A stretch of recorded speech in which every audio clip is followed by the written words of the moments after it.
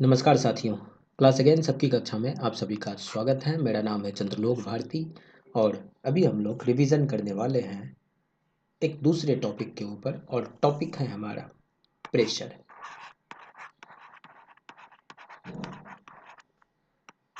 Pressure वाले topic को हम लोग बेसिक से लेकर के एकदम डिटेल में चर्चा करेंगे, जिससे कि किसी भी तरह का कोई परेशानी आगे हमें फेस ना करना पड़े। तो प्रेशर क्या है? प्रेशर ये वो वाला प्रेशर नहीं, एटमॉस्फेरिक प्रेशर की बात कर रहे हैं हम लोग। तो जो मास ऑफ द एयर है, या फिर ऐसे कह सकते हैं कि wait of the air over a unit area, उसी को हम लोग एटमॉस्फेरिक प्रेशर कहते हैं। जैसे मान लेते हैं कि ये हमारा अर्थ का सरफेस है, ये दिस इज यूनिट एरिया। इस यूनिट एरिया के ऊपर ये जो एयर का कॉलम होगा, इस एयर कॉलम का जो प्रेशर पड़ेगा, यानी कि इसका जो वेट होगा इस यूनिट एरिया के ऊपर, उसको हम लोग क्या कहेंगे? उसको हम लोग कहेंगे एटमॉस्फेरिक प्रेशर। तो it is nothing but the weight of the overlying column of atmosphere over a unit area of surface, and it is generally measured at mean sea level, और इसी को हम लोग नॉर्मल एटमॉस्फेरिक प्रेशर कहते हैं। ठीक है जी, कोई दिक्कत नहीं है। तो atmospheric pressure is generally measured by mercury barometer या फिर एनोरॉइड बैरोमीटर को यूज करके हम लोग एयर प्रेशर को या एटमॉस्फेरिक प्रेशर को हम लोग मापते हैं। नॉर्मल एटमॉस्फेरिक प्रेशर अगर हम लोग मीन सी लेवल पे देखो तो 1013.2 मिली बार होता है।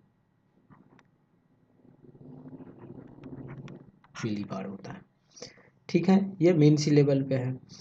या फिर ऐसे कह सकते हैं कि 29.9 inches of mercury, Hg mercury होता है, तो मरकरी का 29.9 इंच, वो उसको हम लोग नॉर्मल एटमॉस्फेरिक प्रेशर कहते हैं।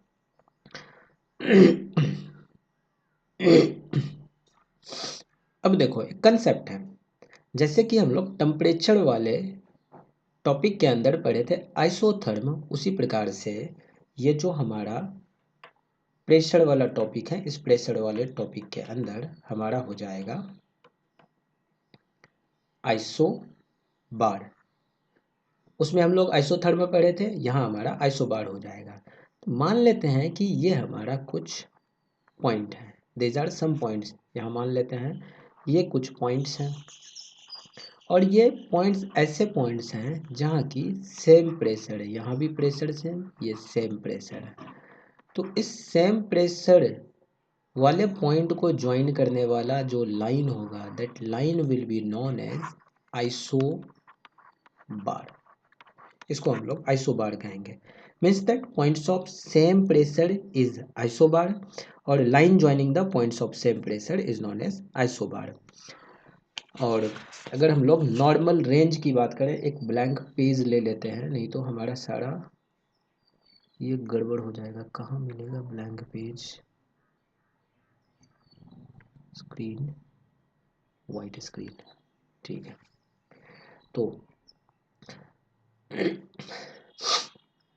तो हम लोग समझे आइसोबार। आइसोबार क्या होता है? Isobar is nothing but points of same pressure.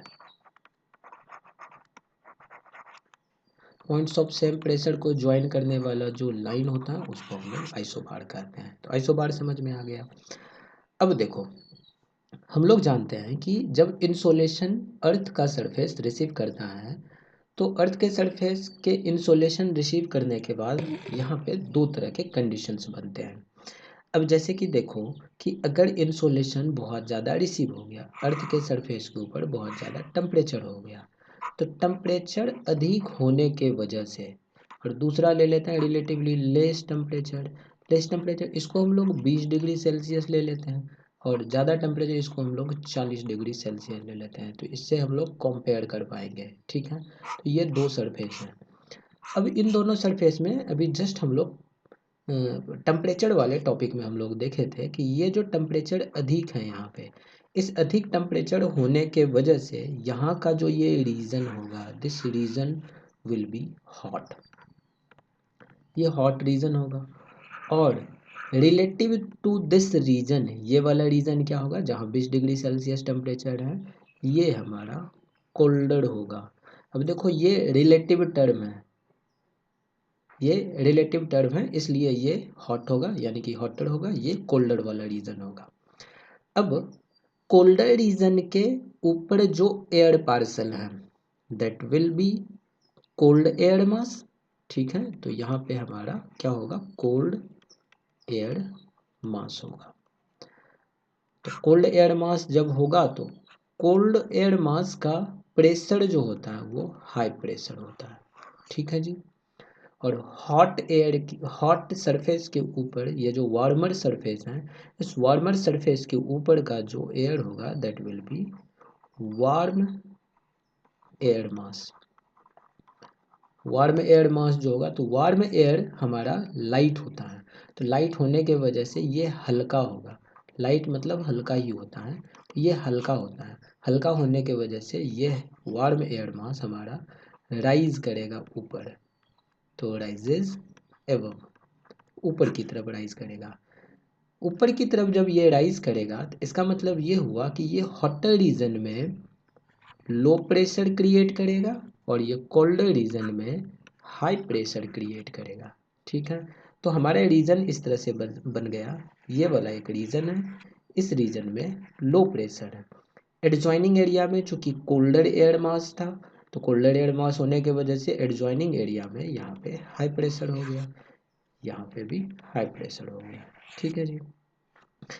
तो लो प्रेशर और हाई प्रेशर वाले रीजन में ये कुछ इस तरह से, लो प्रेशर वाले रीजन में एयर मास ऊपर की तरफ चले गया, यानी कि हवा हल्का हो गया था। हवा हल्का होने की वजह से warmer air rising up due to light wait.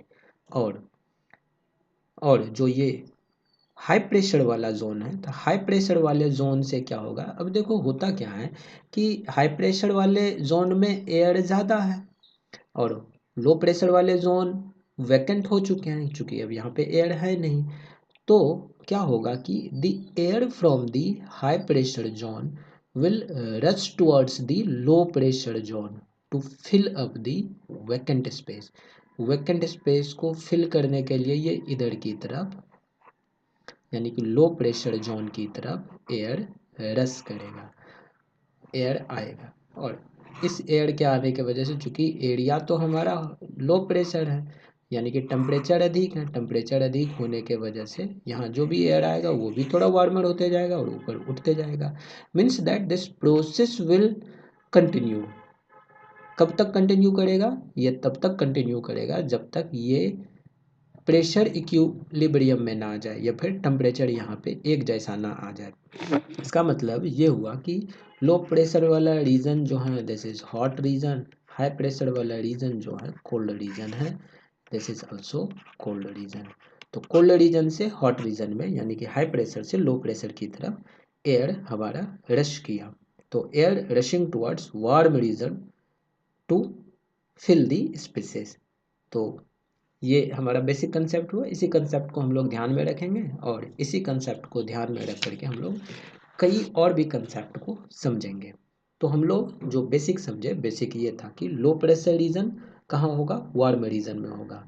तो इस रीजन में जो विंड्स होंगे वो वर्टिकली ऊपर की तरफ, it will winds will move out vertically and horizontally यहाँ पे मूव इन करेगा, यानी कि हॉरिजॉन्टली ये जो एयर है ये इन किया और यहाँ पे ये आउट हुआ, तो वर्टिकली आउट हुआ और हॉरिजॉन्टली इन हुआ लो प्रेशर वाले रीजन में, ठीक है।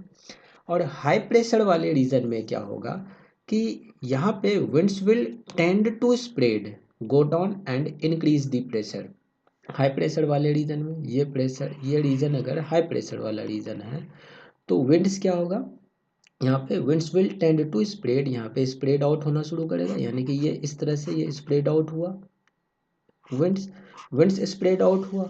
और विंड्स स्प्रेड आउट होने के वजह से अब यहाँ पे क्या होगा, यहाँ पे प्रेशर हमारा इंक्रीज होगा, ऊपर से भी एयर आएगा जो कोल्डर एयर होगा, तो ऊपर से आया, यहाँ पे winds will try to spread out, इस तरह से ये स्प्रेड आउट हो जाएगा। ठीक है, तो यहाँ पे वर्टिकली इन किया और हॉरिजॉन्टली यहाँ पे आउट हो रहा है। ठीक है, ये बेसिक कंसेप्ट है, इसको ध्यान में रखना है। मीन्स दैट हाई प्रेशर वाले रीजन में वर्टिकली इन किया, हॉरिजॉन्टली आउट हुआ, और लो प्रेशर वाले रीजन में वर्टिकली आउट हुआ और हॉरिजॉन्टली इन हुआ। तो ये हमारा बेसिक कंसेप्ट हुआ था। The air moves from higher pressure to the lower pressure region. ठीक है, ये कंसेप्ट हम लोग समझ लिए, और इस कंसेप्ट को समझने के बाद अब हम लोग थोड़ा सा आगे बढ़ते हैं। तो if high pressure is very very high and low pressure is very very low, then wind will be very strong, है ना। तो हाई प्रेशर, अब मान लेते हैं कि ये हाई प्रेशर बहुत ज़्यादा हाई है, लो प्रेशर ये बहुत ज़्यादा लो है। तो ये बहुत ज़्यादा लो होने, ये हाई प्रेशर बहुत ज़्यादा हाई है, it is very very high, low pressure is very very लो। तो यहाँ पे जो ये डिफरेंस क्रिएट हुआ वो ह्यूज डिफरेंस है, मतलब प्रेशर डिफरेंस जो हुआ वो ह्यूज हो गया। और ह्यूज प्रेशर डिफरेंस होने के वजह से यहाँ जो विंड्स फ्लो होगा, the winds will flow from high pressure to low pressure, और ये स्ट्रॉन्ग विंड होगा, ये स्ट्रॉन्ग विंड होगा। एक तरह से हम लोग कहेंगे कि स्टॉर्मी लाइक कंडीशन यहाँ पे क्रिएट हो जाएगा। तो higher the pressure gradient, winds speed will be higher. जितना ज़्यादा प्रेशर ग्रेडियंट होगा, डेल्टा पी हम लोग प्रेशर ग्रेडियंट बोल देते हैं, डेल्टा पी जितना ज़्यादा होगा तो विंड्स उतना ज़्यादा स्ट्रॉन्ग होगा। The region where isobars are closely packed, isobars हम लोग ऑलरेडी समझ चुके हैं, it is the points, it is the line joining the points of same pressure, जिसको हम लोग आइसोबार कहेंगे। तो जिस रीजन में आइसोबार क्लोजली पैक्ड होगा उसको हम लोग हाई प्रेशर जोन कहेंगे। यानी कि हाई प्रेशर जोन में जो आइसोबार्स होंगे वो आइसोबार्स हमारा क्या होगा, क्लोजली पैक्ड होगा। क्लोजली पैक्ड होने का मतलब ये है कि जैसे देखो आइसोबार्स ये एकदम काफ़ी करीब होगा, ठीक है। और लो प्रेशर वाले जो रीजन होंगे यहाँ पे आइसोबार्स दूर दूर होगा, यहाँ पे आइसोबार्स दूर दूर होगा इस तरह से, ठीक है। तो wind velocity will be more, जहाँ पे क्लोजली पैक्ड होगा आइसोबार्स वहाँ पे विंड वेलोसिटी काफ़ी हाई होगा, it will be high. And the region having loosely packed, तो आइसोबार्स यहाँ पे हम लोग क्या बोल रहे हैं कि दिस इज लूजली पैक्ड। तो लूजली पैक्ड आइसोबार्स जहाँ पे होगा वहाँ विंड वेलोसिटी स्लो होगा, here wind velocity will be slow, ठीक है, स्लो होगा विंड वेलोसिटी। यानी कि क्लोज पैक आइसोबार्स जहाँ होगा वहाँ प्रेशर ग्रेडियंट अधिक होगा, और प्रेशर ग्रेडियंट अधिक होगा तो स्ट्रॉन्ग विंड होगा। और आइसोबार्स लूजली पैक्ड है तो वहाँ विंड वेलोसिटी काफ़ी स्लो होगा क्योंकि वहाँ प्रेशर ग्रेडियंट कम है। तो wind blows perpendicular to the isobars, ये जो आइसोबार्स हैं तो इस आइसोबार्स के परपेंडिकुलर विंड ब्लो करता है, यानी कि ये वेलोसिटी ऐसा है और आइसोबार्स इस तरह से हैं, यानी कि wind blows perpendicular to the isobar. तो wind blowing depending on low pressure and high pressure region, तो अगर हमारा मान लेते हैं कि ये हाई प्रेशर रीजन है, this is a high pressure region, तो हाई प्रेशर रीजन में हम लोग क्या देखें कि ये वर्टिकली ये आउटवर्ड की तरफ जाएगा, तो ये एक तरह से रेडियली आउटवर्ड जाएगा, दिस इज रेडियली आउटवर्ड, ठीक है। हाई प्रेशर वाले रीजन में कंसेप्ट को एकदम याद रखना है क्योंकि यही कंसेप्ट आगे काम आएगा, ठीक है। तो ये रेडियली हमारा आउटवर्ड जाएगा, कहाँ पे, ये रेडियली आउटवर्ड जाएगा हाई प्रेशर रीजन में। अगर रीजन हमारा लो प्रेशर है, this is low pressure region, ठीक है। तो लो प्रेशर रीजन में हम लोग क्या देखें, लो प्रेशर रीजन में हाई प्रेशर रीजन से वो विंड्स फ्लो इन करता है, फ्लो इन करना है, दिस इज रेडियली इनवर्ड, तो रेडियली ये अंदर की तरफ जाएगा। और ये जो गोल गोल घेरा कंसेंट्रिक सर्कल टाइप का बना है, what is that, this that is nothing but isobars, वो हमारा आइसोबार्स है, ये लाइन डिनोट कर रहे हैं, this are the points of same pressure region. तो सेम प्रेशर रीजन को हम लोग ज्वाइन करके ये आइसोबार्स को बनाए हैं, और ये रेडियली इन होगा। रेडियली इन कहाँ होगा? लो प्रेशर रीजन में। रेडियली आउट कहाँ होगा? हाई प्रेशर रीजन में। ये भी कंसेप्ट हम लोग समझ लिए।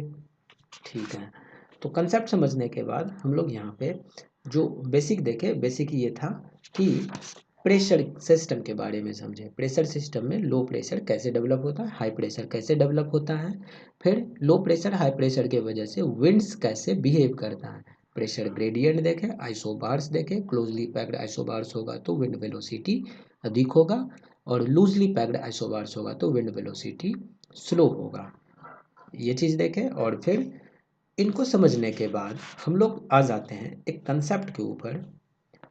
मतलब इन कंसेप्ट को समझने के बाद अब हम लोग आ जाते हैं प्रेशर बेल्ट के ऊपर, क्योंकि यहीं से हम लोग को प्रेशर बेल्ट समझने को मिलेगा। इन्हीं कंसेप्ट की वजह से हम लोग प्रेशर बेल्ट को अच्छे से हम लोग समझ सकते हैं। तो प्रेशर बेल्ट की तरफ आते हैं। चलो, तो प्रेशर बेल्ट की अगर बात करें तो हमारा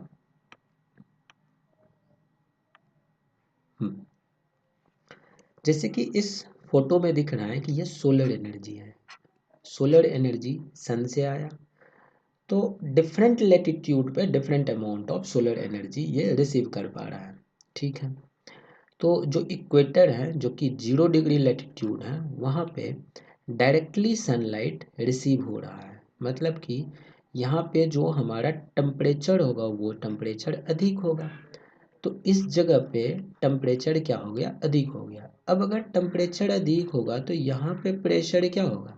यहाँ पे प्रेशर कम होगा, क्योंकि अभी हम लोग कंसेप्ट देखें कि टेम्परेचर अगर अधिक होगा तो ये अधिक टेम्परेचर क्या करता है? लो प्रेशर रीजन को क्रिएट करता है।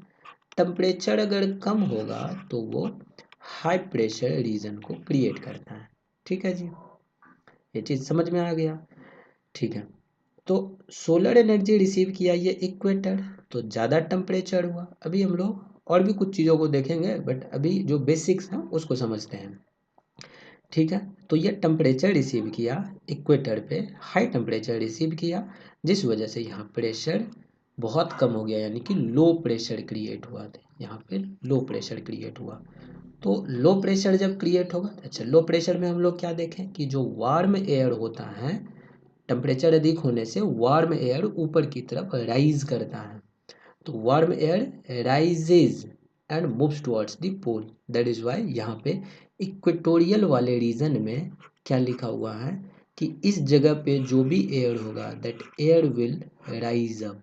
ये यहाँ से एयर ऊपर की तरफ राइज करेगा। ठीक है, तो warm air rises and moves towards the pole. Pole की तरफ ये मूव किया, तो यहाँ पे हमारा लो प्रेशर हो गया, और ऊपर में एक तरह से कहेंगे कि हाई प्रेशर क्रिएट हो। क्योंकि जैसे जैसे ये एयर ऊपर की तरफ जाएगा ये हवा ठंडा होते जाएगा। हवा ठंडा होगा तो ऊपर में ये कोल्ड एयर मास हो जाएगा, एंड कोल्ड एयर मास होने के वजह से मतलब higher up in the atmosphere the air parcel will become colder, और कोल्डर होने की वजह से एक तरह से ये लो प्रेशर वाला रीजन, ये हाई प्रेशर वाला रीजन क्रिएट करेगा। ठीक है, अब देखो दूसरा रीजन ये 30 डिग्री नॉर्थ है और इधर 30 डिग्री साउथ है। यहाँ इंक्लाइंड सन रेज हैं। इक्वेटर के कंपैरिजन में यहाँ पे जो सनलाइट रिसीव होगा 30 डिग्री नॉर्थ और 30 डिग्री साउथ में, वो हमारा रिलेटिवली कम होगा। रिलेटिवली कम होने के वजह से ये 30 डिग्री नॉर्थ साउथ वाला जो रीजन है, इस वाले रीजन में जो हमारा टेम्परेचर है वो रिलेटिवली इधर इक्वेटर के कंपैरिजन में टेम्परेचर हमारा कम होगा। टेम्परेचर कम होने के वजह से यहाँ के मतलब अर्थ के सरफेस के ऊपर अगर देखें तो अर्थ के सरफेस के ऊपर यहाँ पे ये लो प्रेशर क्रिएट किया। ठीक है, और जबकि 30 डिग्री नॉर्थ और 30 डिग्री साउथ में हम लोग क्या देखते हैं, यहाँ पे रिलेटिवली, अब जैसे कि देखो अगर ये टेम्परेचर देखें यहाँ अगर 40 डिग्री सेल्सियस रिसीव कर रहा है, या 45 मान लेते हैं रिसीव कर रहा है, तो 30 डिग्री नॉर्थ 30 डिग्री साउथ में क्या हो जाएगा, ये 30 डिग्री ही रिसीव करेगा। ठीक है, 30 डिग्री सेल्सियस ये रिसीव करेगा, तो रिलेटिवली कम टेम्परेचर यहाँ पे हुआ। रिलेटिवली कम क्या बोले कि ये जो प्रेशर है या फिर टेम्परेचर है, इसको हम लोग रिलेटिव टर्म्स में लेते हैं ताकि प्रेशर को अच्छे से डिफाइन कर सके। तो 30 डिग्री नॉर्थ और साउथ में यहाँ पे हमारा हायर प्रेशर होगा। हायर प्रेशर का है तो यहाँ इक्वेटर के कंपैरिजन में टेम्परेचर कम रिसीव हुआ। टेम्परेचर तो रिसीव हुआ, यानी कि यहाँ जो टेम्परेचर था वो रिलेटिवली हमारा कम तो था, और कम होने के वजह से यहाँ रिलेटिवली हायर प्रेशर हुआ। और जब ये हायर प्रेशर होगा तो यहाँ पे एयर जो है वो वर्टिकली इन होगा, यानी कि air cools and descends towards lower latitude.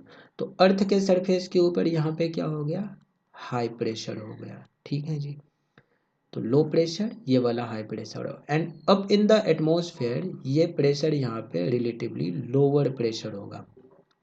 और लोअर प्रेशर होने के वजह से अब देखो अपर एटमॉस्फेयर में क्या हो रहा है कि ये हायर प्रेशर से लोअर प्रेशर की तरफ एयर जाएगा, और जब ये यहाँ पे आएगा तो एयर यहाँ पे लो प्रेशर में है तो ये नीचे की तरफ डिसेंड करेगा, और नीचे की तरफ डिसेंड करेगा चूँकि ये कोल्डर एयर है तो air cools and descends at the lower latitude, lower latitude में आता है, और ये 30 डिग्री नॉर्थ और 30 डिग्री साउथ में ये डिसेंड करता है, और डिसेंड करने की वजह से यहाँ पे हाई प्रेशर बना लेता है। तो ये दो जोन हमारा क्रिएट हो गया। ठीक है, तो इस दो जोन को समझने के बाद अब हम लोग थोड़ा सा आते हैं 60 डिग्री नॉर्थ और 60 डिग्री साउथ में। 60 डिग्री नॉर्थ और 60 डिग्री साउथ में पहले प्रेशर सिस्टम को समझ लेते हैं, फिर कहाँ क्या होता है, कैसे क्या फिनोमेना होता है उसको भी हम लोग अच्छे से समझेंगे। लेकिन सबसे पहले अभी हम लोग आ जाते हैं 60 डिग्री नॉर्थ और 60 डिग्री साउथ में। 60 डिग्री नॉर्थ और साउथ में अगर देखें तो इस जगह पे हमारा क्या होगा कि दिस विल बी सब पोलर लो प्रेशर बेल्ट। ठीक है, 60 डिग्री नॉर्थ और 60 डिग्री साउथ में, और ये पोलर वाले रीजन में देखें तो ये पोल वाला रीजन है, ऊपर में हमारा ये नॉर्थ पोल हो गया एंड नीचे वाला हमारा ये साउथ पोल हो गया। तो इन दोनों पोल को अगर हम लोग देखें तो यहाँ तो काफ़ी ज़्यादा ठंड होती है, तो परमाफ्रॉस्ट रीजन है ये। तो ऑब्वियसली इस जगह पे जो प्रेशर होगा the pressure will be high pressure, क्योंकि यहाँ तो परमानेंटली कोल्ड है ना, तो ये हाई प्रेशर होगा, और ये साउथ पोल में भी हाई प्रेशर होगा। इसमें तो कोई दिक्कत नहीं है क्योंकि यहाँ पे एक्सट्रीमली लो टेम्परेचर है थ्रू आउट द ईयर, और एक्सट्रीमली लो टेम्परेचर होने के वजह से it results in perpetual development of high pressure belt. कोई दिक्कत नहीं है जी। तो और ऊपर में जो ट्रोपोस्फेयर है ओवर द पोलर रीजन, वहाँ पे हमारा क्या हो जाता है, नीचे अगर लो प्रेशर है तो अपर एटमॉस्फेयर में, यानी कि ये जो अपर एटमॉस्फेयर है यहाँ पे हमारा लो प्रेशर होता है। तो नॉर्थ पोल पे हमारा हाई प्रेशर है और अपर एटमॉस्फेयर में लो प्रेशर है। ठीक है, अब हम लोग आ जाते हैं इस वाले रीजन में। कौन सा रीजन, 60 डिग्री नॉर्थ और 60 डिग्री साउथ में। अब 60 डिग्री नॉर्थ और साउथ वाला जो रीजन है ना, यहाँ पे ऐसा नहीं है कि जो यहाँ लो प्रेशर वाला रीजन ये होता है this is low pressure region, ये अगर हाई है तो this is low pressure region. लेकिन यहाँ लो प्रेशर रीजन क्रिएट होने के पीछे सिर्फ ये सनलाइट का रिसीव होना ही नहीं है। अब देखो कि जो हम लोग कंसेप्ट पढ़े उस कंसेप्ट के अनुसार क्या है, 30 डिग्री नॉर्थ और 60 डिग्री नॉर्थ में ज़्यादा सनलाइट कहाँ हो रहा है, ज़्यादा सनलाइट हो रहा है 30 डिग्री नॉर्थ के ऊपर, और कम सनलाइट रिसीव होगा 60 डिग्री नॉर्थ के ऊपर। तो जो हम लोग कंसेप्ट पढ़े उस अनुसार क्या होना चाहिए था, 30 डिग्री पे लो प्रेशर और 60 डिग्री पे हाई प्रेशर, होना तो यही चाहिए था, but it is not so, ऐसा नहीं है। लो प्रेशर इस 60 डिग्री नॉर्थ वाले रीजन में जो डेवलप होता है, this development of low pressure in the region of 60 degree north and 60 degree south is not due to the high temperature, या फिर it is not due to low pressure, यहाँ पे क्या बोलेंगे, it is not due to, it is not due to high temperature, high temperature, high temperature के वजह से यहाँ पे लो प्रेशर क्रिएट नहीं हुआ है। तो फिर क्या रीज़न है, what is the reason for the creation of low pressure in 60 degree north and 60 degree south latitude? The region has low pressure because here surface air spreads outwards. यहाँ जो low pressure create हुआ है वो किस वजह से है, वो है इस जगह पे जो सरफेस एयर है, सरफेस एयर, ये सरफेस एयर स्प्रेड आउट होता है, स्प्रेड्स आउटवर्ड्स। यहाँ सरफेस एयर आउटवर्ड यानी कि बाहर, सॉरी, यहाँ सरफेस एयर ये इनवर्ड की तरफ, अंदर की तरफ, आउटवर्ड नहीं है, ये सरफेस एयर यहाँ पे स्प्रेड होता है इनवर्ड्स, अंदर की तरफ स्प्रेड। हम लोग जो कंसेप्ट पढ़े थे, कंसेप्ट में क्या था, अगर ये लो प्रेशर है, लो प्रेशर में एयर हाई प्रेशर रीजन से ये आएगा और ये वर्टिकली ऊपर की तरफ उठेगा, यही कंसेप्ट पढ़े थे। अब देखो यहाँ पे जो सरफेस एयर है, सरफेस एयर यहाँ पे स्प्रेड आउट हो जाता है, स्प्रेड हो जाता है इनवर्ड, अंदर की तरफ स्प्रेड होता है। कैसे, देखो नेचुरली नॉर्थ पोल के ऊपर क्या है, कोल्डर रीजन है, तो नॉर्थ पोल पे हमारा क्या हो गया, नॉर्थ पोल पे हमारा, नॉर्थ पोल जो है, नॉर्थ पोल पे हमारा ऑटोमेटिकली हाई प्रेशर हो गया, ठीक है। और ये 30 डिग्री नॉर्थ जो है, 30 डिग्री नॉर्थ के ऊपर हमारा क्या है, यहाँ पे भी हाई प्रेशर है। तो हम लोग जानते हैं कि हाई प्रेशर से ये आउटवर्ड की तरफ स्प्रेड करेगा, तो आउटवर्ड की तरफ स्प्रेड किया तो ऑटोमेटिकली ये 60 डिग्री नॉर्थ वाला जो लेटीट्यूड है यहाँ पे लो प्रेशर क्रिएट हो जाता है। तो इसीलिए हम लोग बोलेंगे कि सरफेस एयर यहाँ पे जो था वो स्प्रेड हुआ इनवर्ड की तरफ from the zone due to the rotation of the earth. Inward की तरफ आया किस वजह से, due to rotation of earth, earth के रोटेशन के वजह से, अर्थ के रोटेशन के वजह से ये जो सरफेस एयर है वो स्प्रेड आउट हो गया इनवर्ड की तरफ, अंदर की तरफ स्प्रेड आउट हो गया from this zone due to rotation of the earth and this low pressure is created. इसी रोटेशन के वजह से यहाँ पे जो ये एयर जो था हमारा ऊपर की तरफ ये राइज किया, रोटेशन की वजह से ऊपर की तरफ एक्सपेल हुआ, ठीक है, अर्थ के रोटेशन के वजह से। और नीचे अर्थ के सरफेस के ऊपर क्या था कि इन्होंने इस तरह से एयर को रिसीव किया था, तो ऊपर की तरफ ये आउटवर्ड चले गया, किस वजह से, due to rotation of the earth. तो इसलिए हम लोग बोलेंगे कि 60 डिग्री नॉर्थ और 60 डिग्री साउथ में जो हमारा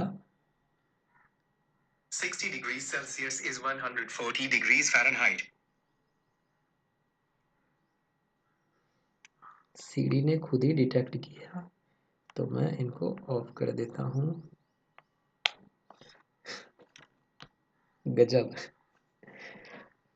तो पहली बार ये एक्सपीरियंस था, सीढ़ी खुद ही एक्टिवेट हो गया। और एनीवेज हम लोग आते हैं कंसेप्ट के ऊपर। तो सब पोलर लो प्रेशर बेल्ट में हम लोग बात कर रहे थे, ये 60 डिग्री नॉर्थ और 60 डिग्री साउथ में, this is sub polar low pressure. Sub polar low pressure ये किस वजह से, it is dynamically induced belt, ठीक है, this is DYNAMICA dynamically higher DUCED induced belt. अब देखो क्या है, डायनामिकली इंड्यूस्ड बेल्ट क्यों बोल दिया, क्योंकि यहाँ पे जो लो प्रेशर क्रिएट हुआ है it is not due to the temperature but due to rotation of the earth. यहाँ के जो एयर थे वो आउटवर्ड एक्सपेल हो गए, अपर एयर में चले गए, अपर एयर में।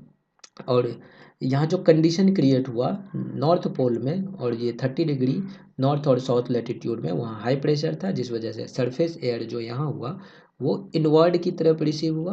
तो इनवर्ड वाला फिनोमेना कब होता है, कब होता है, जब लो प्रेशर कंडीशन क्रिएट होता है, तो इनवर्ड ये रिसीव किया 60 डिग्री नॉर्थ और साउथ, और वहाँ से रोटेशन की वजह से ये अपर एयर एटमॉस्फेयर में ये चले गया। तो मॉइस्ट एयर यहाँ पे राइज किया, वो ठंडा हुआ एंड उन्होंने मॉइस्चर को रिलीज़ किया, मॉइस्चर रिलीज होने की वजह से यहाँ पे रेनफॉल भी हमें देखने को मिला and this is the creation of सब पोलर लो प्रेशर बेल्ट। और sub polar low pressure belt तो मोर यूनिफॉर्म बेल्ट हैं हमारे ये सदर्न हेमिस्फेयर में, ये ज़्यादा यूनिफॉर्म बेल्ट होता है due to continuity of the ocean maritime effect के वजह से। आगे हम लोग थोड़ा डिटेल में इसके ऊपर और भी डिस्कशंस करेंगे। वीडियो काफ़ी ज़्यादा लंबा होने वाला है, बट इट डजेंट मैटर, इस टॉपिक को हम लोग कंप्लीट करने वाले हैं। तो सब पोलर लो प्रेशर बेल्ट का क्रिएशन देखें हम लोग। पोल्स में जो होता है यहाँ पे पोलर हाई प्रेशर बेल्ट हो जाता है, तो इसको हम लोग क्या बोलेंगे, दिस इज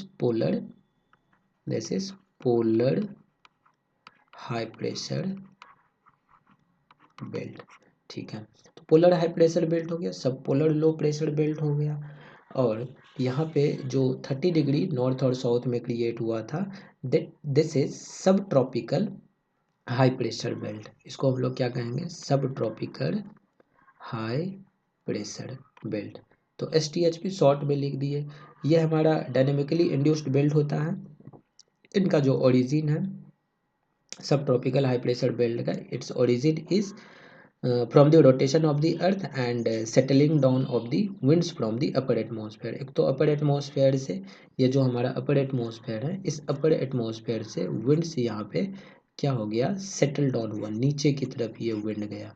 नीचे की तरफ विंड जब गया तो कोल्डर विंड था, तो इन्होंने हाई प्रेशर को यहाँ पे क्रिएट किया, दिस इज हाई प्रेशर। और दूसरा डायनामिकली इंड्यूस्ड बेल्ट है ये वाला भी, क्योंकि रोटेशन ऑफ द अर्थ होने के वजह से, जो रोटेशन ऑफ द अर्थ होने की वजह से यहाँ पे ये सब ट्रॉपिकल हाई प्रेशर बेल्ट का क्रिएशन हुआ है। टेम्परेचर तो एक रीज़न है ही, लेकिन रोटेशन भी एक दूसरा रीज़न है। यहाँ कन्वर्जेंस ऑफ विंड्स होता है एट अ हायर एल्टीट्यूड, और इस वजह से it creates a low pressure in the upper atmosphere. यहाँ लो प्रेशर क्रिएट किया और नीचे में हमारा हाई प्रेशर क्रिएट किया। तो ऊपर में लो प्रेशर होने के वजह से एयर का सबसिडेंस होता है, subsidence of the winds, and which then descends and causes anti cyclone. तो यहाँ हाई प्रेशर रीजन और सब ट्रॉपिकल हाई प्रेशर रीजन में हम लोग को एंटी साइक्लोन्स वाला कंडीशंस देखने को मिलता है, यानी कि यहाँ एंटी साइक्लोन्स या हाई प्रेशर कंडीशंस देखने को मिलता है। और ये रीजन जो है हाई प्रेशर कंडीशंस है, तो ये ज़्यादा स्टेबल रीजन है। तो it signifies the stability of air and the aridity. इस रीजन में अगर हम लोग पूरे वर्ल्ड मैप में देखेंगे ना, तो वर्ल्ड मैप में हमें एयर की स्टेबिलिटी होने की वजह से एरिडिटी ज़्यादा देखने को मिलती है। तो एरिडिटी ज़्यादा, और एरिडिटी ज़्यादा किस वजह से हुआ, इट इज़ ड्यू टू सब tropical high pressure condition and the prevalence of calm atmosphere condition in these belts is why they are also referred to as horse belt, horse latitude. इसको हम लोग horse latitude के नाम से भी जानते हैं, हॉर्स लैटिट्यूड। तो हॉर्स लैटिट्यूड वाला जो रीजन होता है, यहाँ पे एरिडिटी होती है, स्टेबिलिटी ऑफ एयर होता है इस जोन में, और इस वजह से there is prevalence of most of the arid deserts of the world. पूरी दुनिया का जो ये एरिड डेजर्ट है वो इसी रीजन में हमें देखने को मिलता है। जैसे कि ये हमारा सहारा डेजर्ट हो गया, अपना जो इंडिया का थार डेजर्ट है, तो ये भी हमारा सब ट्रॉपिकल हाई प्रेशर बेल्ट में स्थित है, या फिर उस रीजन में है। और भी अदर कंडीशंस होते हैं एरिड रीजन क्रिएट होने का, but this is one of those region. तो ये भी हम लोग कंसेप्ट समझ लिए। तो सब ट्रॉपिकल हाई प्रेशर बेल्ट हो गया। और जो ये इक्वेटर वाला रीजन था, जिसको कि हम लोग शुरू में देख रहे थे, टेम्परेचर हाई होने से प्रेशर यहाँ लो होता है, तो लो प्रेशर वाला रीजन है, इसको हम लोग क्या बोल देते हैं, इक्वेटोरियल लो प्रेशर बेल्ट। क्या बोल देते हैं, इक्वेटोरियल लो प्रेशर बेल्ट। तो इक्वेटोरियल लो प्रेशर बेल्ट यहाँ किस वजह से क्रिएट हुआ, यहाँ पे बहुत ज़्यादा टेम्परेचर रिसीव होने के वजह से इन्होंने लो प्रेशर बेल्ट क्रिएट किया था, यानी कि ये थर्मली इंड्यूस्ड बेल्ट है। और यहाँ जो विंड्स ब्लो होंगे, विंड्स यहाँ पे आउटवर्ड की तरफ जाएंगे, ठीक है ना। तो the belt has very light and feeble winds blowing through them. और इस वजह से यहाँ पे जो ये रीजन इक्वेटर वाले रीजन में क्रिएट होता है, that is doldrum region, doldrum. तो डोल्ड्रम हम लोग क्या बोलेंगे कि दैट इज वेरी लाइट या फीबल विंड्स यहाँ पे ब्लो करता है, और इस वजह से इसको हम लोग डोल्ड्रम कहते हैं। टेम्परेचर अधिक है, वार्म एयर ऊपर की तरफ राइज करता है, जिस वजह से लो प्रेशर यहाँ पे क्रिएट होता है। तो हम लोग इस पूरे ये जो पृथ्वी के मैप में हम लोग देखें, तो प्रेशर बेल्ट के बारे में हम लोग देखें, दो तरह का प्रेशर बेल्ट है, एक थर्मली इंड्यूस्ड और दूसरा dynamically induced. Thermally induced temperature के वजह से था, डायनामिकली इंड्यूस्ड जो था that was due to rotation of the earth, और भी अदर कंडीशंस थे जिस वजह से यहाँ पे प्रेशर बेल्ट का हमारा क्रिएशन हुआ।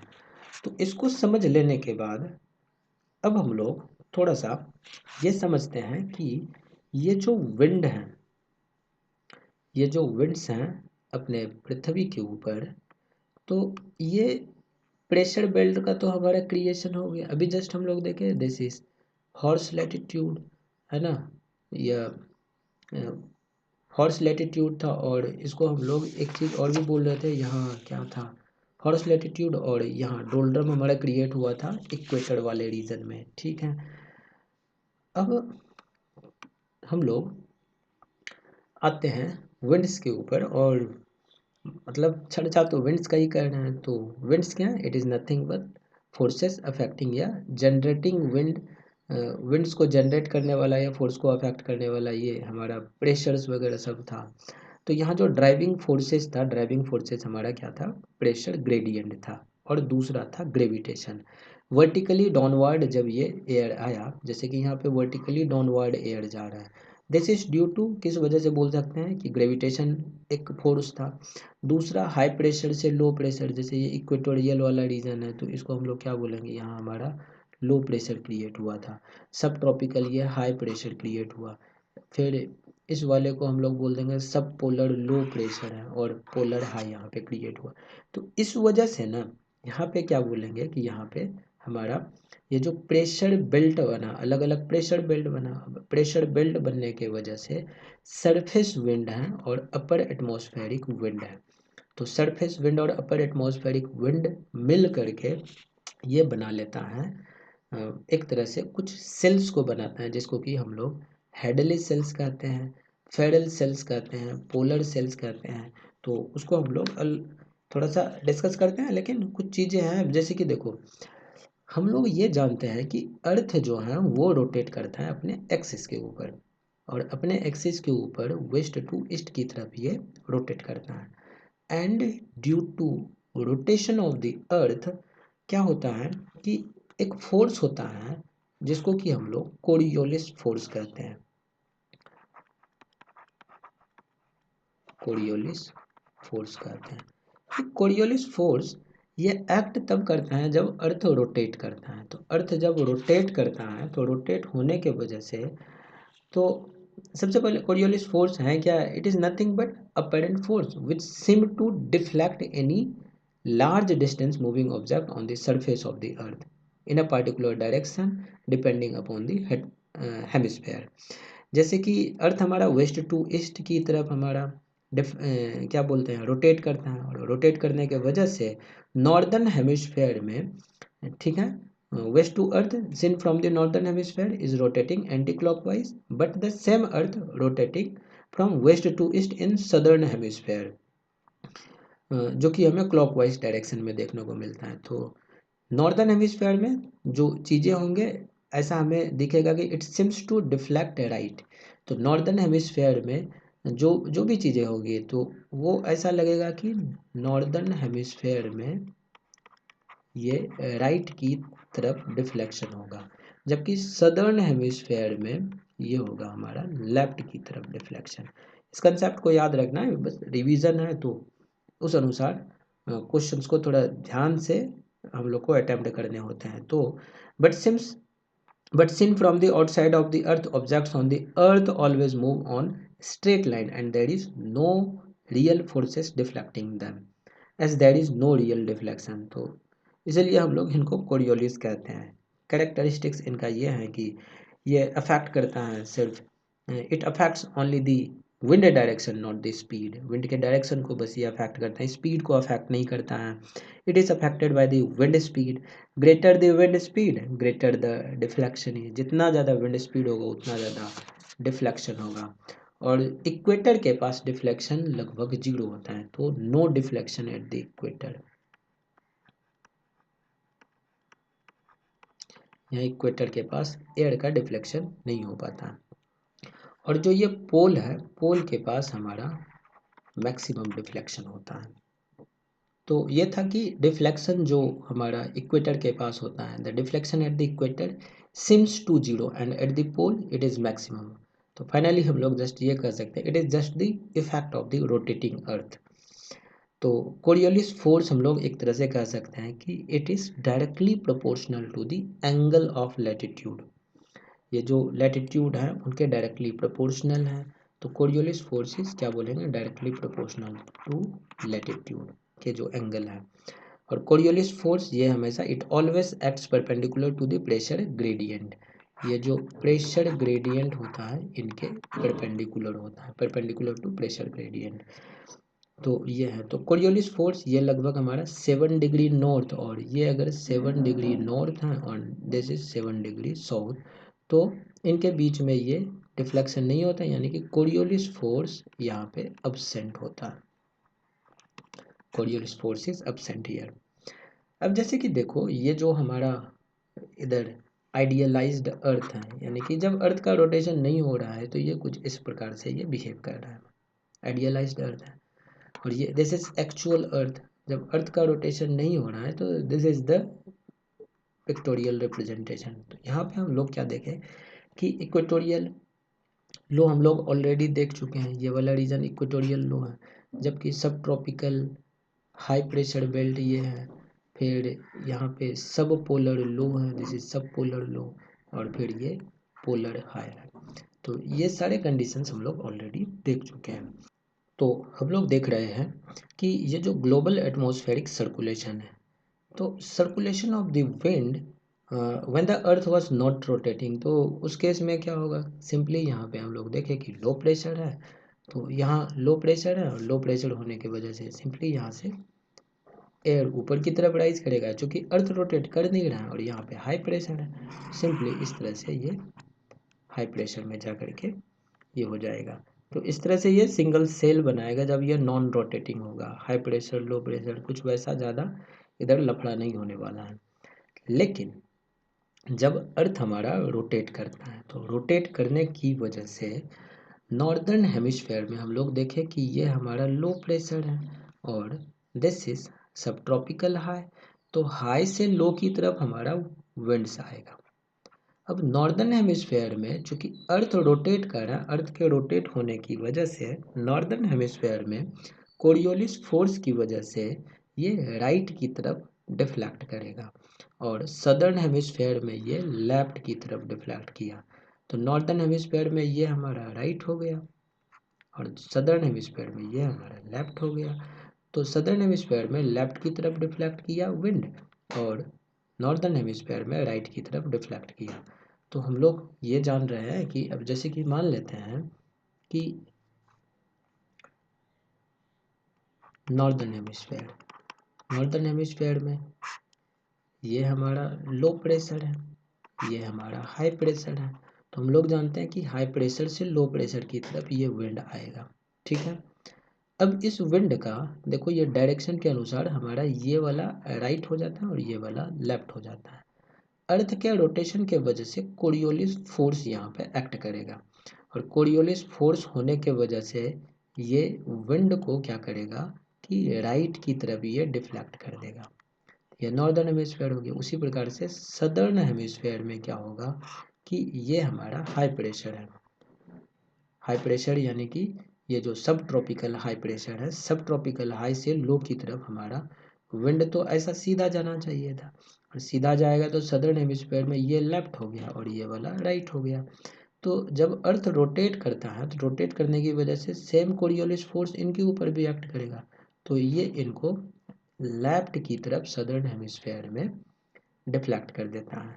तो इसलिए हम लोग ये कंसेप्ट को देखते हैं कि सदर्न हेमिस्फेयर में जो एयर है वो हमारा लेफ्ट की तरफ डिफ्लेक्ट होता है ड्यू टू कोरियोलिस फोर्स, और नॉर्दर्न हेमिस्फेयर में राइट की तरफ डिफ्लेक्ट होता है and that is due to Coriolis force, ठीक है। तो और जो ये प्रेशर ग्रेडियंट होता है वो ऑलरेडी हमारा कोरियोलिस फोर्स के परपेंडिकुलर होता है, तो ये तो ऑलरेडी हम लोग देख चुके हैं। तो अब देखो कि ये तो सरफेस विंड हुआ। तो सरफेस विंड में अगर हम लोग देखें तो ये वाला रीजन हमारा क्या है, इक्वेटोरियल रीजन है, जो कि इक्वेटोरियल लो को बना रहा है और लो प्रेशर वाला रीजन है। तो लो प्रेशर वाला रीजन एक्सट्रीमली लो होने के वजह से इस रीजन को हम लोग क्या बोल देते हैं, इट इज़ ITCZ, यानी कि इंटर ट्रॉपिकल कन्वर्जेंस जोन, जो कि 0 डिग्री के नॉर्थ 5 डिग्री और साउथ 5 डिग्री या 7 डिग्री तक हम लोग कंसिडर कर सकते हैं कि ITCZ वाला रीजन होता है। इक्वेटोरियल लो रीजन है, काफ़ी ज़्यादा लो टेम्परेचर होता है, जिस वजह से इस रीजन को हम लोग डोल्ड्रम रीजन कहते हैं, इक्वेटोरियल लो को। ठीक है। और सब ट्रॉपिकल हाई को हम लोग हॉर्स लेटिट्यूड भी कहते हैं, हम लोग पहले देख चुके हैं हॉर्स लेटिट्यूड। तो ये चीज़ हो गया। तो ये तो सरफेस पे हुआ हो। तो सरफेस में यहाँ पे क्या हो गया, दिस इज लो प्रेशर, ऊपर में हाई प्रेशर, यहाँ पे लो प्रेशर और नीचे में हाई प्रेशर। तो एक तरह से ये क्या किया, इन्होंने एक सेल को बना दिया।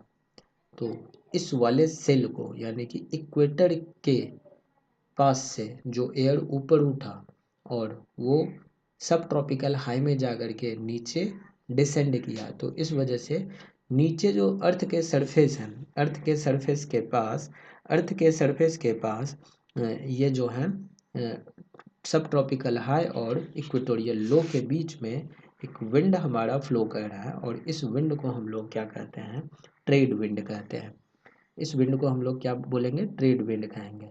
तो नॉर्दर्न हेमिस्फेयर में जो ट्रेड विंड होता है that is north east trade wind, और सदर्न हेमिस्फेयर वाला विंड हमारा साउथ ईस्ट ट्रेड विंड है। तो ये ट्रेड विंड कहाँ कहाँ फ्लो कर रहा है, इट इज़ बिटवीन सब tropical high and equatorial low, इनके बीच में ये क्या फ्लो किया, ट्रेड विंड फ्लो किया।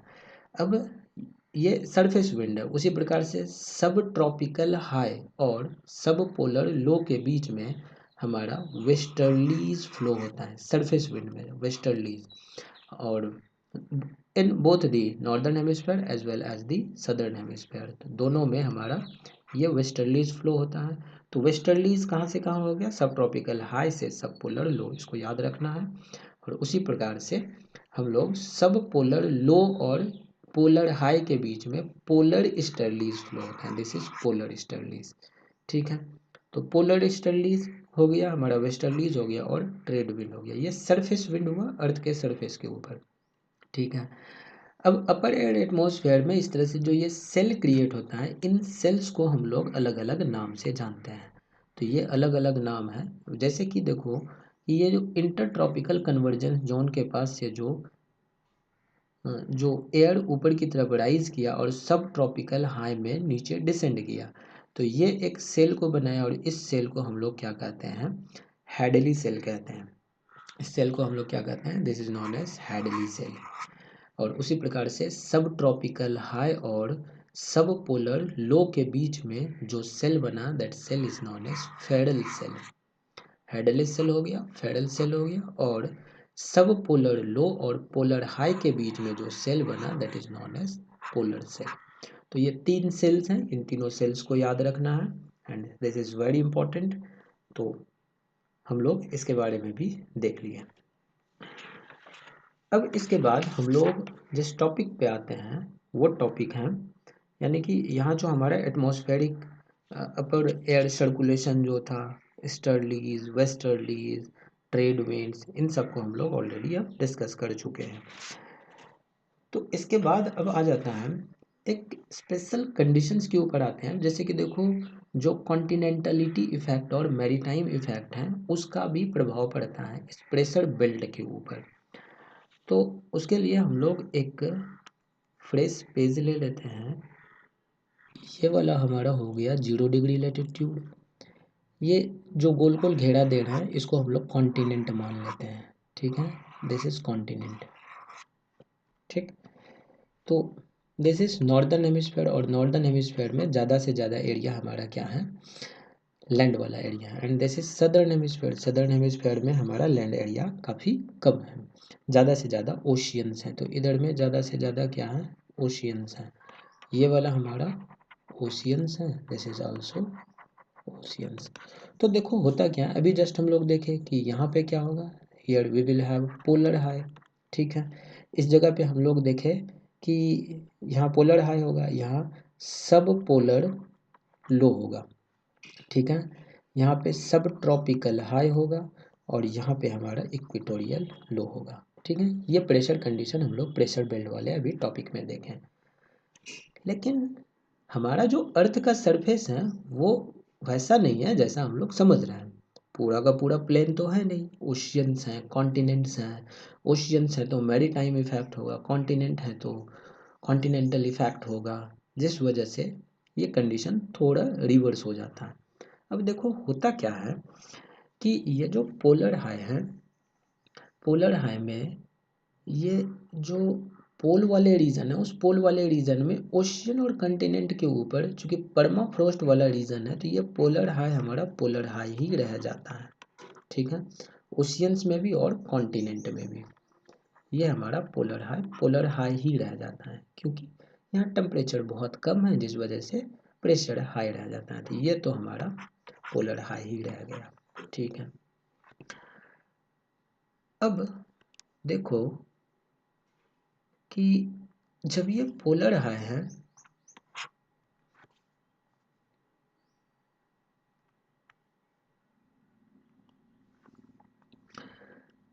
ठीक है, कॉन्टिनेंट के ऊपर और ओशियन में दोनों में पोलर हाई हो गया। दिसंबर से जनवरी के महीने में, दिसंबर से जनवरी के महीने में नॉर्दर्न हेमिस्फीयर में हमारा विंटर होता है।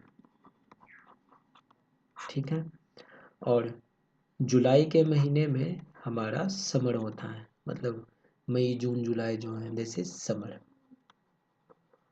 तो अब देखो कि विंटर के मंथ में ये जो सब पोलर लो वाला रीजन है, तो ओशियन में भी ये सब पोलर लो ही रहता है।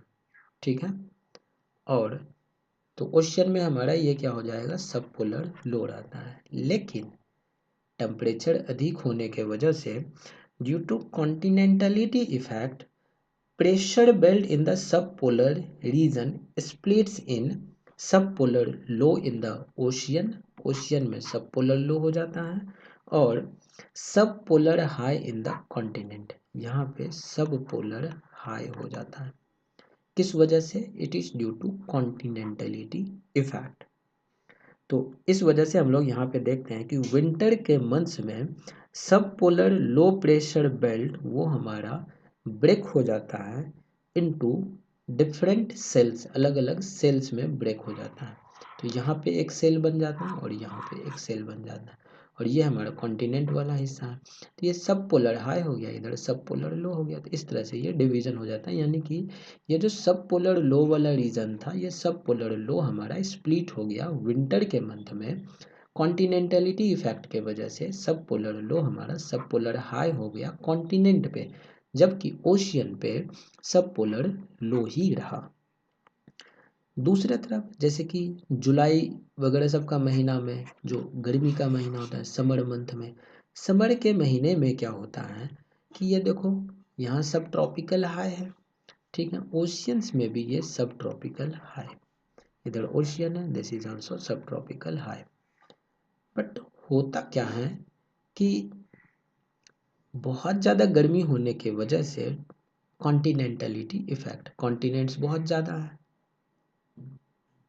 नॉर्दर्न हेमिस्फीयर में, तो कॉन्टिनेंटलिटी इफेक्ट होने की वजह से ये सब ट्रॉपिकल हाई हमारा सब ट्रॉपिकल लो हो जाता है। कब, समर के महीने में, this is during summer.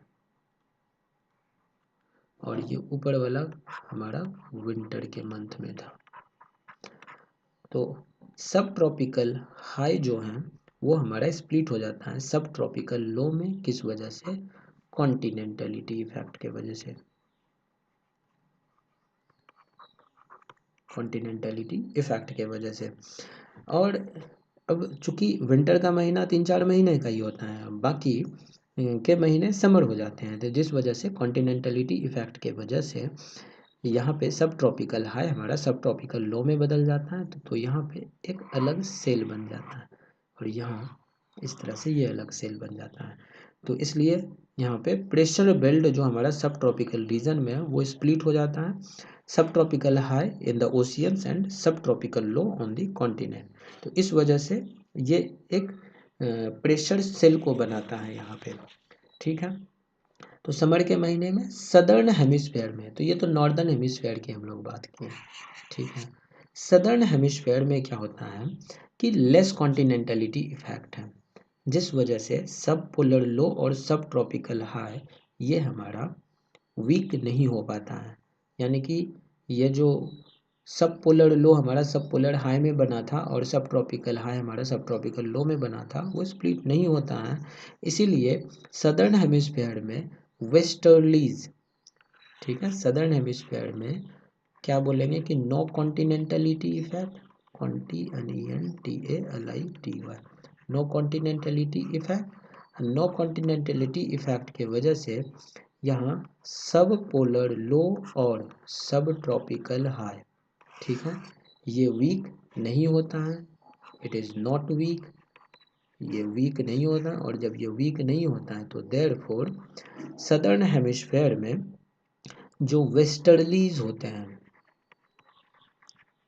Southern hemisphere में जो वेस्टर्लीज होते हैं वो काफ़ी ज़्यादा स्ट्रॉन्ग होता है, it is very strong, it is very strong southern hemisphere में, ठीक है जी, कोई दिक्कत नहीं है।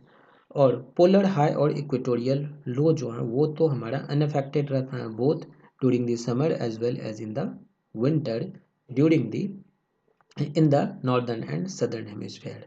तो हम लोग यहाँ से कंक्लूजन ये निकालते हैं कि वेस्टर्लीज जो होते हैं वो हमारा कॉन्टिनेंटलिटी इफेक्ट के वजह से कमज़ोर पड़ जाता है नॉर्दर्न हेमिस्फेयर में, जबकि सदर्न हेमिस्फेयर में वेस्टर्लीज हमारा कमज़ोर नहीं पड़ता है। वेस्टर्लीज हम लोग ऑलरेडी यहाँ पे देखे हुए हैं कि वेस्टर्लीज हमारा सब ट्रॉपिकल हाई और सब पोलर लो के बीच में फ्लो होता है, ठीक है। तो ये वाला कहानी हुआ यहाँ पे। तो इसलिए इस जगह पे जो हमें मिलता है सदर्न हेमिस्फेयर में, सदर्न हेमिस्फेयर में हमें रोरिंग 40s, फ्यूरियस 50s और स्क्रीमिंग 60s करके हमें ये अलग अलग नाम से हमें ये स्ट्रॉन्ग विंड्स देखने को मिलता है, स्ट्रॉन्ग वेस्टर्लीज जो हैं वो हमें देखने को मिलता है सदर्न हेमिस्फेयर में खास करके। तो pressure belts are stronger in the southern hemisphere and because the continentality effect is less और हैंस सब ट्रॉपिकल हाई और sub polar low are not weakened in the respective summer or winter seasons in the southern hemisphere, and because of this the westerlies remain strong in the southern hemisphere. Hence they are also given three different names depending upon the latitude. It is roaring 40s around 40-degree latitude, it is furious 50s in 50-degree latitudes, and screaming 60s around 60-degree latitude in the southern hemisphere. So these are the names given to these winds in the southern hemisphere, to the westerlies.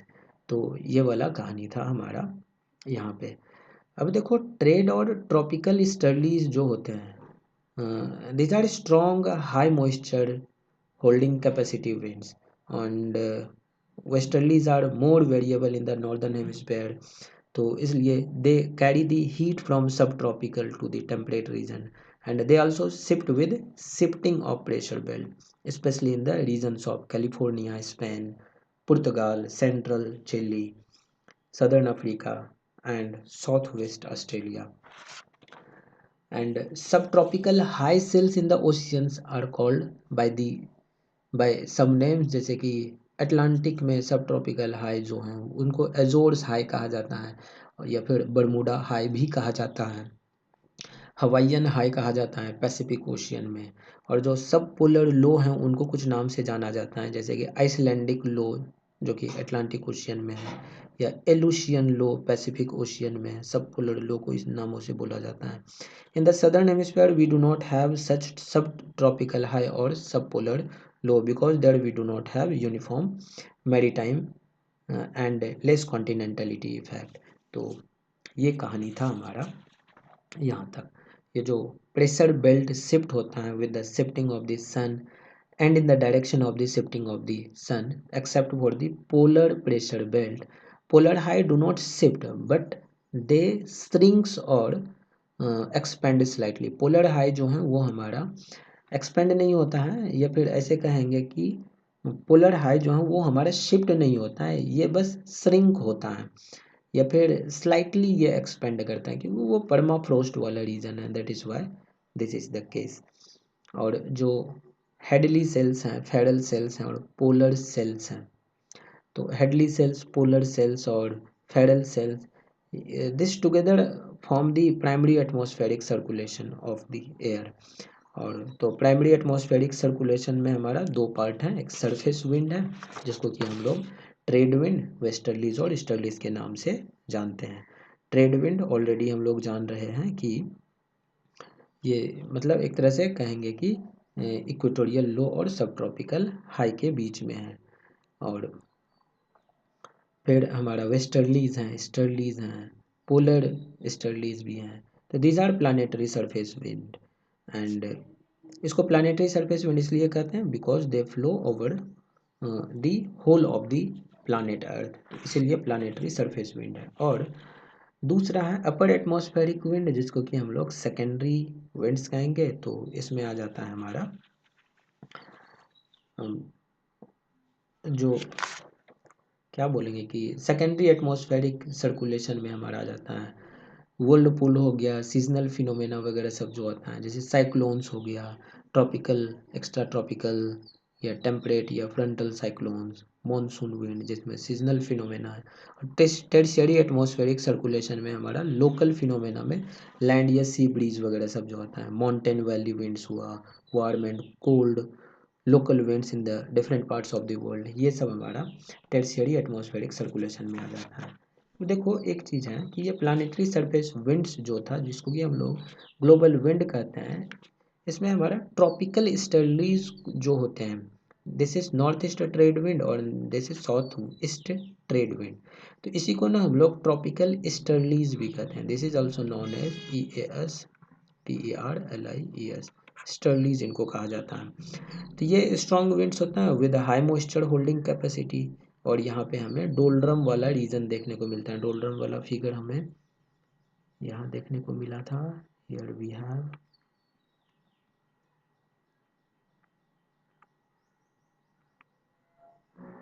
यहाँ ये doldrum है, ठीक है।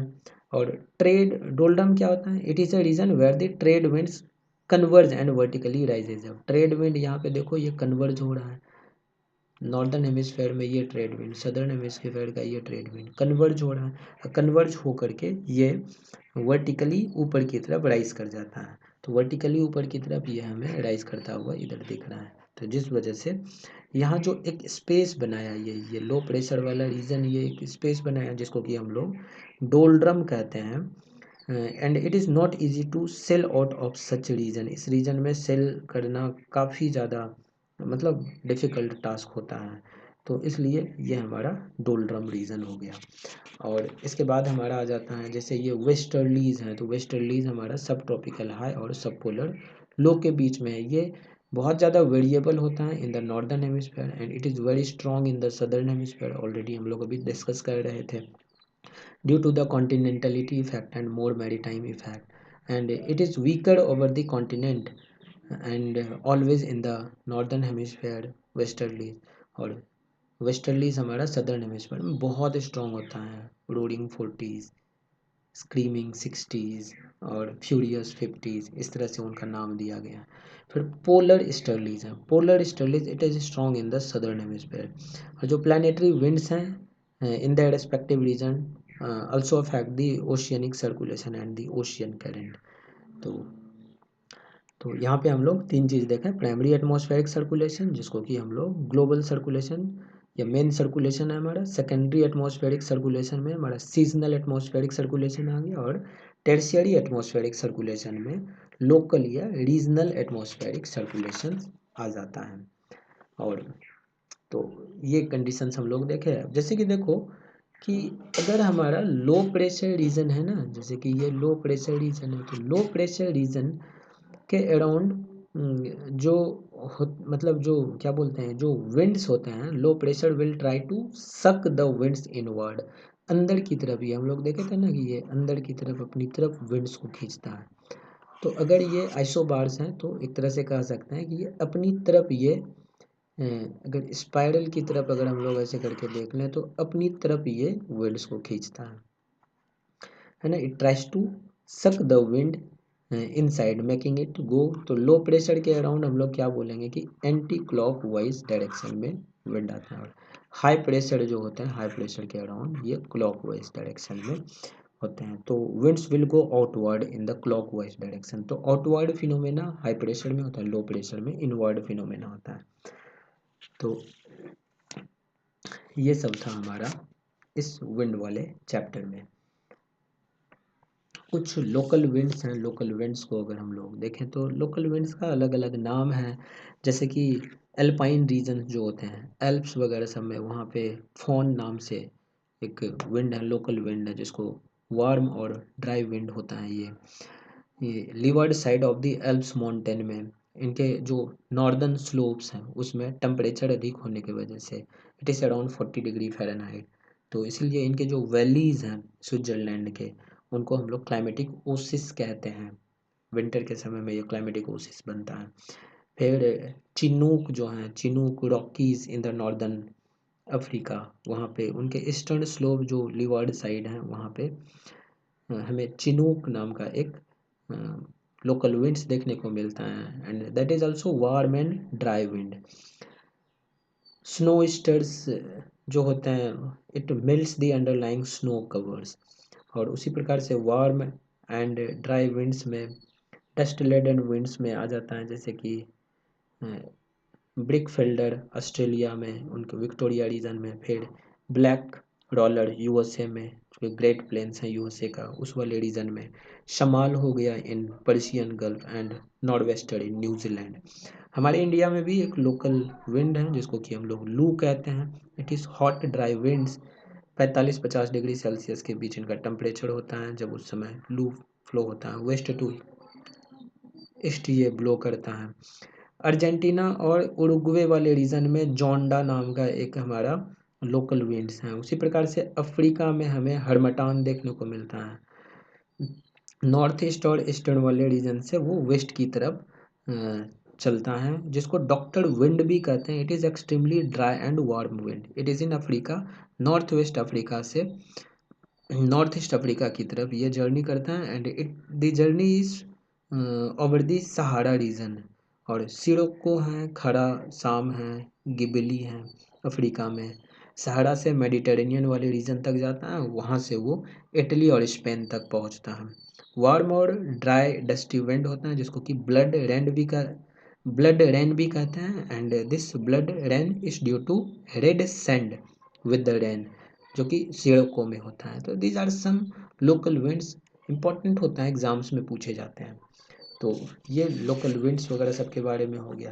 उसी प्रकार से हमारे पास cold local wind है। तो इधर हम लोग वार्म लोकल विंड्स देखे थे। कोल्ड लोकल विंड्स जो होते हैं, जैसे शीतलहर अपने भारत में होता है, और सदर्न बस्टर्स ऑस्ट्रेलिया में होता है, पाम्पारो साउथ अमेरिका में होता है, पाम्पास ऑफ अर्जेंटीना और उरुग्वे वाले रीजन में पाम्पारो नाम का कोल्ड लोकल विंड्स ब्लो करता है।